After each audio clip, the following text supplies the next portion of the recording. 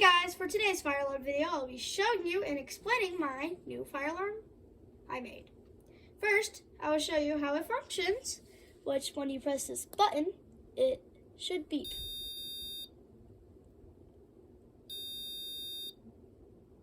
Okay, now I will explain how it works.